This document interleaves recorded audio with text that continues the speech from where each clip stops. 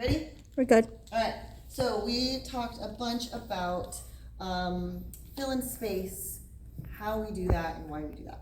So my default is always to continue moving where and how I was moving. So if I'm fill in space linear, I'm going to keep going until I am out of space. I'm not going to stop short of it at any point. I'm going to go all the way back. If they've asked me to move in a rotational fashion, I will continue moving in a rotational fashion. Do you remember that movie we did where we went around you? That was perfect. Oh yeah, that one works too. But I'm going to continue going in the direction until it hits a natural resolve. There was a bunch of times in that where we were not actively or heavily engaged. And it would have been easy to kind of wrongly assume that lack of lead meant stop. But usually if a lead has lightened up and there isn't any active instruction happening, that means just continue moving. Okay.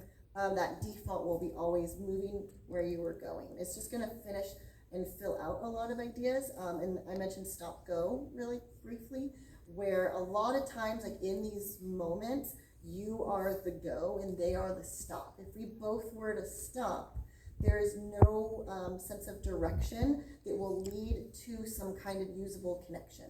Okay. Connection is just from opposition. We're either going away or we're going towards. So all about the planes of connection that we're using is typically this way or out, like those are the axes that we use. This down isn't a usable connection. So if we're just stopped, neither one of us knows who's going to fix this moment. If I'm just moving that way, now I can ask to fix it, or if I'm just waiting there, now he can ask to fix it. Got it. But one of us has to initiate that fulfillment of space and energy so we can then move to the next thing. Typically, that is on us. Okay. We talked about footwork and the rolling. We did, yes. So a lot of our stability, just as animals on two legs with feet that are levers, a lot of that is just our weight being on a heel. And so we need to pay a lot of attention to how we leave that foot. A lot of times we'll get distracted about how we like strike onto the other foot.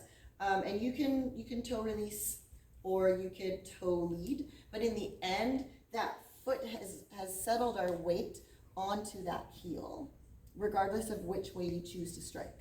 And so once my weight is on the back of the foot, that is going to then push us in the direction that we're going. So if my weight is on that back foot, my weight is on the heel, I can release the toes ever so slightly, showing my weight's on the heel. Now I can push it forward, you can see my heel releases. So that's already provided some directional intent to my movement. So that is going to push me forward.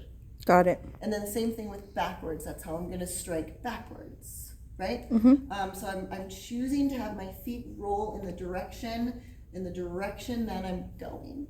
Okay. If you choose to heel lead, that's fine. There are some benefits to that. If you would like, it would be nice. I would love to see you try to do a heel, just because of the consistency of your movement. Everything is going forward. Like forward on the foot, or everything's going backwards on the foot, and it directly correlates to the direction that you're moving. Okay. So everything, the consistency is better for your stability and for what they're feeling in the hand. Got it. The last little piece of this is that I want you to be stable on that heel for longer, because that's where I get that push of drive out of. And it's going to rely on the back of my body, which is built for this. As soon as I'm on the front, I feel the front of my legs engage, and that's where everything feels very, very tight. And I don't want to live there. I would rather spend more time here. As soon as my weight's on the heel, I immediately feel all of this relax. I feel my core relax, not disengage, but relax. And I'm gonna have more freedom within my body to move than if I'm here. This immediately feels stiff all the way up through like my even closed rib cage. Doesn't feel comfortable. I can pass through that. I don't want to live there.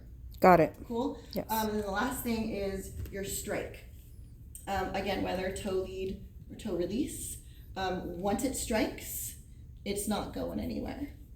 Because if I'm trying to push my weight to a moving target, Oh, it's hard. Yeah. I'm going to feel inherently unstable. Like I know immediately the upper body is gonna tense, and you're gonna rely on your leader to hold you stable within your body because your weight is in between feet. Got it. Yeah? Yes. So there are dance styles that do that. West Coast is not one of them, right? Mm-hmm. So, and this is what makes us really inherently be on time as well. Like this is like, people talk about critical timing, which isn't really a thing, but like fundamental timing. Like I need the strike to be at the top of the beat, or the strike to be at the top of the beat. I'm gonna finish that weight transfer by the end of it, and that's where I am solidly like on my heel. So now I can push off to the next one. Got it. But I'm not going to push to a moving target. Okay.